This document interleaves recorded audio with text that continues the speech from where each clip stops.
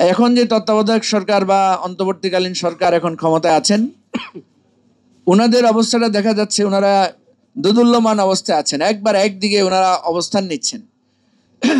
কখনো মনে হয়েছে ওনারা এনসিপিকে সাপোর্ট দিচ্ছেন, কখনো মনে হয়েছে ওনারা বিএনপির চাপে বা বিএনপির প্রতি ওনারা খুব দায়বদ্ধ। আমরা যখন আপনার ঐকমত্য কমিশনে বসেছিলাম তখন আমরা দেখতাম সব আলোচনার পরে গিয়ে তিনটা দলের দিকে ওনাদের দৃষ্টিটা নিবদ্ধ থাকত। বিএনপি কি বলছে, জামাত কি বলছে, এনসিপি কি বলছে, এবং ওখানে এসেই আমাদের আলোচনাটা সেখানে এসে ভাগ হয়ে যেত। আমরা মৃদুস্বরে বহুবার এগুলোর প্রতিবাদ করেছি, কিন্তু ঐকমত্যের স্বার্থে আমরা কখনো এটা নিয়ে বড় ধরনের অবস্থান তৈরি করি নাই। কারণ আমরা মনে করি যে বাস্তবতা হচ্ছে বিএনপি অনেক ত্যাগ স্বীকার করেছে, অনেক আন্দোলন করেছে, অনেক ধরনের নিগ্রহের শিকার হয়েছে, এবং বিএনপির একটা শক্তিশালী সংগঠন, একটা ভোট পরিস্থিতি আছে, বিএনপি ক্ষমতায় ছিল, এটা বাস্তবতা। অপরদিকে জামাত দল হিসেবে তারাও অনেক নির্যাতনের শিকার হয়েছে, তাদের প্রতিও অনেক অন্যায় অত্যাচার হয়েছে।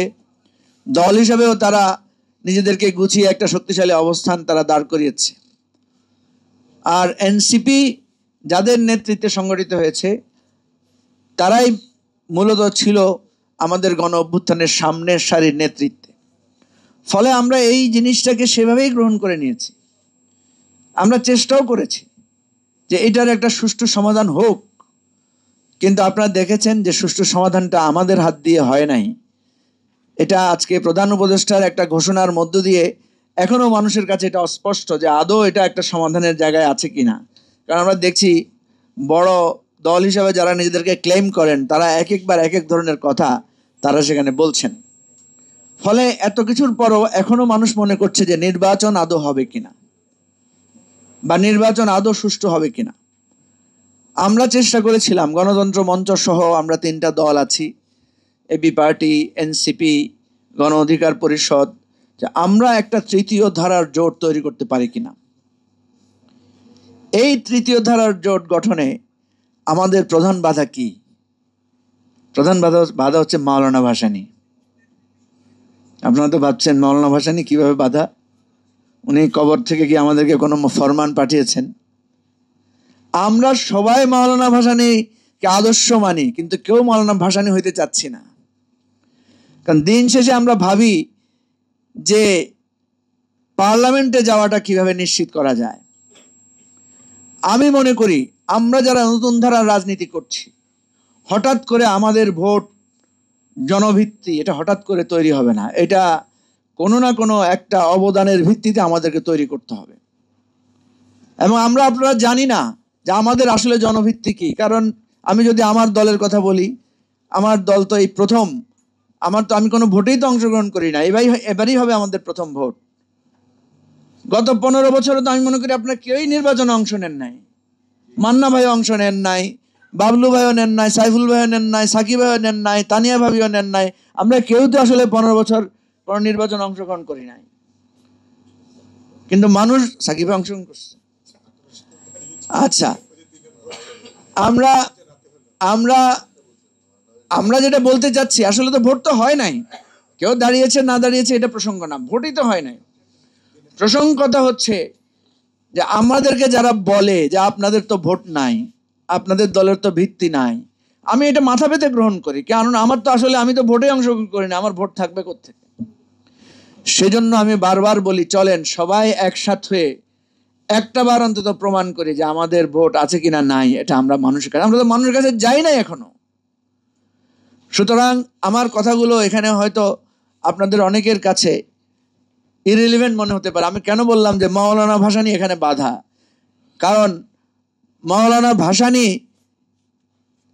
কখনো নির্বাচনে অংশগ্রহণ করেন নাই, বা করেছেন যুক্তফ্রন্টে করেছেন, যেটাকে আমরা লাস্ট বলি যে 71 সালের 70-এর নির্বাচনে এসে উনি নির্বাচন অংশ নেন নাই। তাহলে আমাদের জন্য পথ কি? আমরা মাওলানা ভাসানীকে অনুসরণ করে কি নির্বাচন বাদ দিব? নাকি আমরা সবাই সংঘবদ্ধভাবে বলবো, জনগণের কাছে গিয়ে বলবো যে আপনারা নতুন রাজনীতি চান, আপনারা এই চাঁদাবাজি, দখলবাজি, পরিবারতন্ত্রের বিরুদ্ধে আপনার কথা বলেন।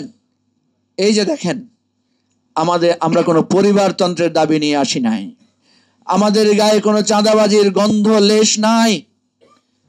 আমাদের প্রত্যেকের ইতিহাসের পাতায় পাতায় লেখা আছে, মাহমুদুর রহমান মান্নার জীবনের পাতায় পাতায় লেখা আছে কারাগার, কারাবন্দিত্ব। মুক্তিযোদ্ধা বাবলুর মাথায় এখনো সেলাই আছে, জুনায়েদ সাকির শরীরে এখনো এই হাসিনার ফ্যাসিবাদী নির্যাতনের ক্ষত চিহ্ন আছে। সাইফুল হক শরীরে এখনো গুলির চিহ্ন বহন করছেন। আমরা কি আমাদের এই গুলির চিহ্ন, কারাগারের ওই হ্যান্ডকাপের দাগ, আমাদের জীবনের সেই ব্যথিত জীবনের স্বপ্নগুলো একসাথ করে কি আমরা মানুষের কাছে দাঁড়াতে পারি না? মানুষের সামনে গিয়ে বলতে পারি না যে নতুন রাজনীতি যদি চান, চাঁদাবাদ মুক্ত, পরিবারতন্ত্র মুক্ত রাজনীতি যদি চান, আমরা জনতার কাতারে এসেছি। জনগণ যদি আমাদেরকে গ্রহণ না করে, মানুষ আগামী দিনে তার জবাবদিহি করবে। আমার কিসের জবাবদিহিতা? মানুষ যদি চাঁদাবাজ থেকে মুক্ত হইতে না চায়, মানুষ যদি ধর্মীয় বিভেদের রাজনীতির মধ্যে নিমজ্জিত থাকতে চায়, আপনার তো কিছু আসে যায় না। যদি যাইতো তাহলে তো মৌলানা ভাসানী ইতিহাসে নিভে যেত। ইতিহাসে মৌলানা ভাসানীর নাম কেউ নিত না। এখনো কেন মানুষ মৌলানা ভাসানীর নাম নিচ্ছে এই জন্য মৌলানা ভাসানীর রাজনীতি এখনো বাস্তব জীবনে এসে এখনো দাঁড়িয়ে আছে মাথা উঁচু করে। তাই আমি আমার সতীর্থ সিনিয়র নেতৃবৃন্দ, সতীর্থ বন্ধুদেরকে বলবো যে আমরা যেটা চাই সেটা প্রতিষ্ঠিত করতে হলে অবশ্যই সাহস লাগবে। আমরা যেটা দাবি করে চাই মানুষের কাছে, অবশ্যই মানুষের কাছে গিয়ে একবার দাঁড়াতে হবে। ওই সুন্দরী নারীর দিকে তাকিয়ে শুধু ভাবলাম, কবিতা লিখলাম, তার কাছে কখনো প্রেম নিবেদন করলাম না। সে তো একদিন বলতে পারে, তুমি যে আমাকে পছন্দ করতা, কখনো তো একবার বলো নাই, একটা ফুল নিয়ে এসে দাঁড়াও নাই। জনগণের কাছে ফুল নিয়ে দাঁড়াবার সময় এসেছে।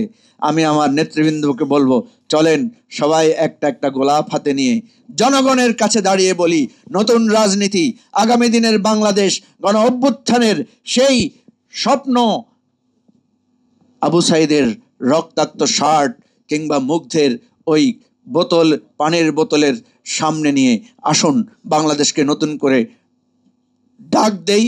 বাংলাদেশকে নতুন করে ঘুরে দাঁড়ানোর জন্য মৌলানা ভাসানীর সেই স্বপ্ন এবং আদর্শকে নিয়ে আমরা দাঁড়াই।